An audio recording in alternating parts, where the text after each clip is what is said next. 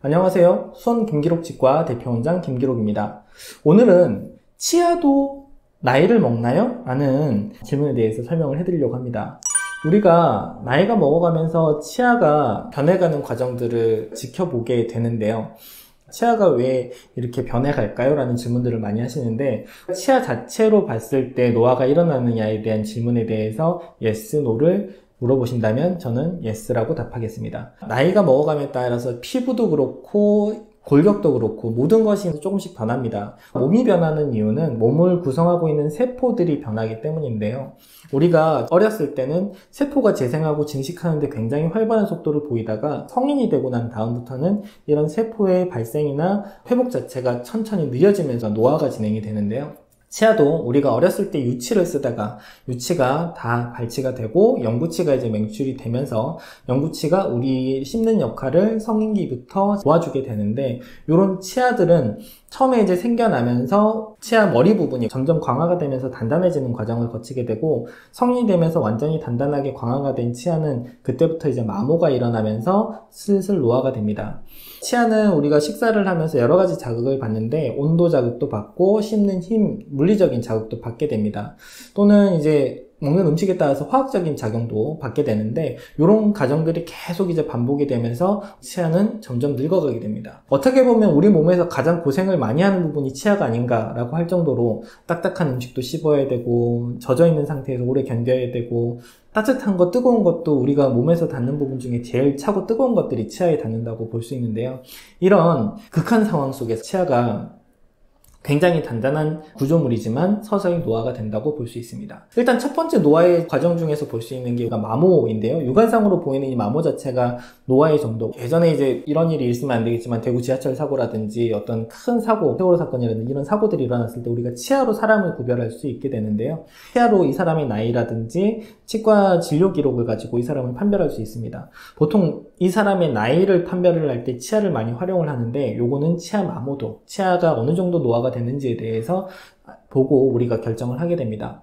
사람들마다 똑같이 쓰진 않고 치아를 사용하는 방법 자체가 모두 다양하기 때문에 치아가 마모가 되는 정도는 일반적이진 않지만, 보통 맨 바깥쪽에 단단한 범랑질이 마모가 될 때 보통 60대 정도가 되면 이 범랑질이 조금씩 얇아져서 우리가 속에 상아질이 노출이 되는 경우가 조금 있다고 보시면 됩니다. 습관에 따라서 이건 조금 차이가 있기 때문에 정확하게 할 수는 없지만 마모가 조금 많이 일어나는 정도를 보통 60대 정도로 본다라고 보시면 될 것 같아요. 이런 마모가 우리가 치아를 늙었다 아니면 치아가 아직 젊다를 판단하는 기준이 되고, 두 번째는 우리가 엑스레이를 찍었을 때 치아 속신경을 담고 있는 치수광이라고 하는 조직 자체가 얼마나 넓은지를 확인하게 됩니다. 치아가 만들어지게 되는 것은 치아 속 신경의 치수에 영양 공급이 되면서 치아의 뿌리도 완성이 되고 머리 부분도 완성이 되는데요. 이거는 예전 영상에서 제가 설명을 해드렸듯이 영구치가 만들어지는 과정, 그러니까 성장기에서 일어나는 과정이고, 성인기가 일어나서 치아가 다 완성이 된 다음부터는 치수에서 영양 공급을 해주는 역할은 거의 없다고 보시면 됩니다.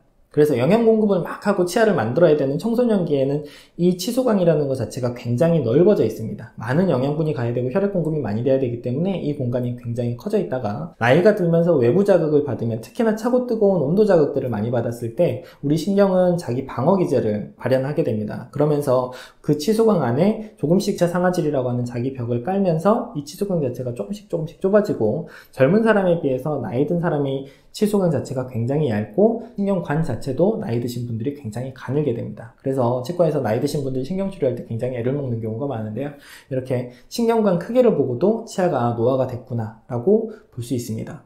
또 하나는 이제 마모하고도 조금 결부가 되는 부분이지만 치아에 균열이 가는 경우가 있습니다. 오랫동안 쓰다 보면 단단한 힘, 얼음이라든지 사탕이라든지 이런 걸 깨먹는 굉장히 큰 충격에 치아가 버텨줘야 되는데, 외관상으로 그냥 쉽게 봤을 때는 괜찮구나라고 보여지지만 속에서는 가느다란 균열들이 종종 발생을 하곤 합니다. 그래서 밝은 빛에서 본다든지 아니면 특별한 기구를 통해서 치아를 관찰을 했을 때 치아 표면에 굉장히 무수한 잔금들이 가 있는 걸 볼 수 있는데요.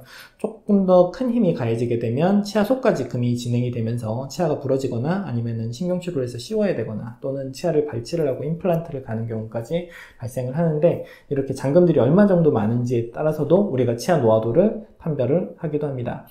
크게 이 정도 세 가지 정도로 치아 노화도를 판별을 하게 되고요. 또 하나는 치아 색깔도 나이가 들면서 조금 변하게 되는데, 어렸을 때 치아 색깔보다 나이가 들었을 때 치아 색깔이 조금 더 어둡게 되고, 치아 자체도 표면에 매끈해 보이지만 굉장히 다공성 구조이기 때문에 먹는 음식에 따라서 치아가 어두워지는 정도가 달라지게 됩니다.